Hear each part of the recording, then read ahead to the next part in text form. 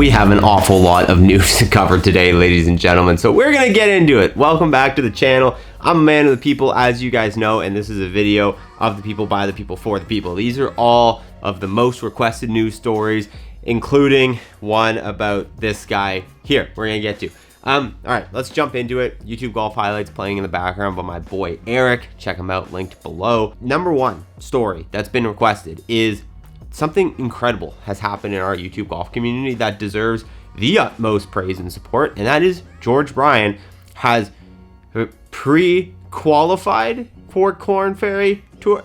George Bryan went into a professional golf event, qualifying event, PGA Tour thing, and tied first. Why am I talking like this?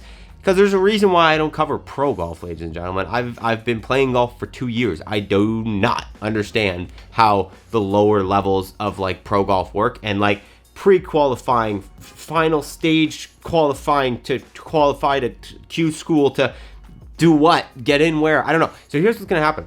I just wanted to share the news that he did that and give him a congratulations. That guy has been striking the ball like nobody else. That's what I can talk about, is watching him on YouTube golf.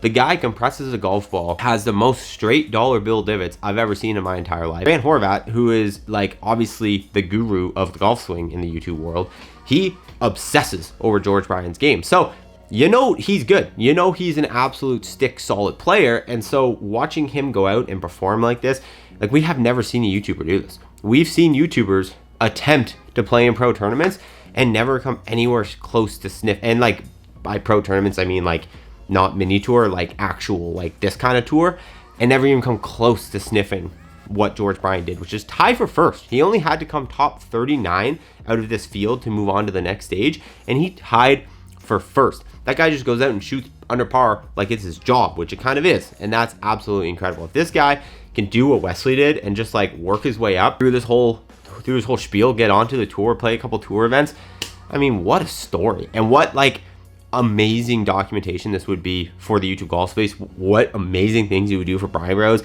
Legitimately, it will blow up their channel. The channel is already huge. It will blow them up even further.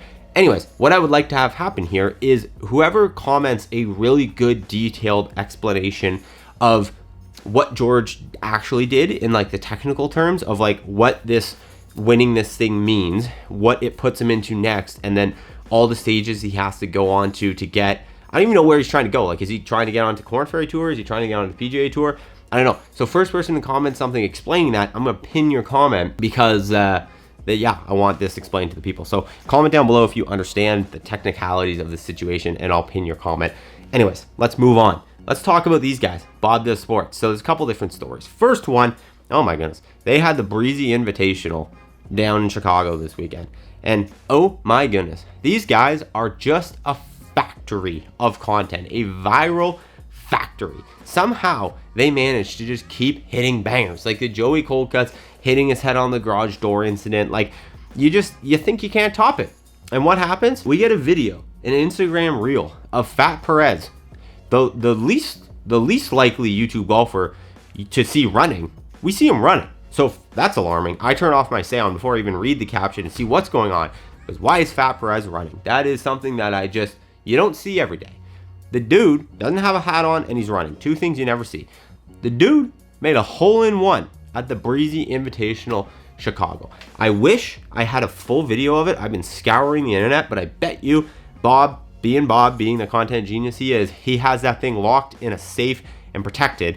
They're going to release it probably, I would assume, on their YouTube channel, and then maybe put a clip on social. But it's just the reaction of him running to the hole, picking out the ball. Still an electric factory video, like 150,000 likes in like 24 hours. Like absolute banger piece of content. Couldn't happen to anyone better. Like FP is probably the most loved, universally loved, the least hated person in the entirety of YouTube golf. What's not to like about that guy? And everything is to like about that guy. So if it was to happen to someone, it should happen to him. On a similar note, BDS, the Donut Challenge, Timmy Hortons for all my fellow Canadians. Donut Challenge was absolutely electric, watching those guys try to house donuts. I'm personally very excited for whatever they did with Rick over in the UK. They still haven't released that one. I thought they teased the Sausage Roll Challenge, but I think that turned into a Guinness Challenge. I think the Guinness Challenge might have been the one they actually ended up doing.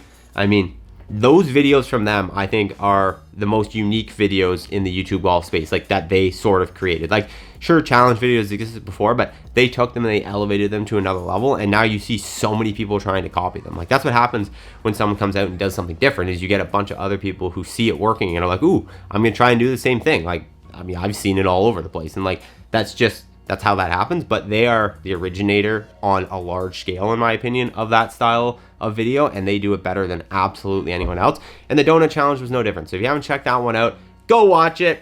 Bob Does Sports, Breezy Invitational. Paige Sporanic was back at that one too. That's something else everyone's been wanting me to talk about. I kind of think it's a nothing burger. I almost made a video just like talking about just that, but I don't know. I don't think it's worth it. There's not enough going on. Like, the Corinna and Garrett stuff I thought was interesting from a YouTube perspective. I don't know. The Paige stuff's cool. She was at the BDS thing. That's great. Like, maybe she'll be part of more videos. Maybe she's trying to get more into the YouTube thing. I don't know. But her being there, you know, I think it excited a lot of people, and there were a lot of requests for me to talk about it. But I'll be honest with you guys, I don't have much of an opinion on it. But overall, Bob Does Sports, king of content, did it again, has delivered on and off the course, both in the Breezy Invitational, absolutely crushed it. The viral FP hole-in-one video, which when they actually release the whole video is going to go absolutely bonkers. The Donut Challenge, and then on a separate note, Bryan just being the best golfer YouTube golf has ever seen. That's pretty cool. All right, that's your news fix for Sunday. I wanted to bring you just some straight news facts, you know, not a whole lot of like theories or anything going on. I'm actually working on a video in the background right now, which it's going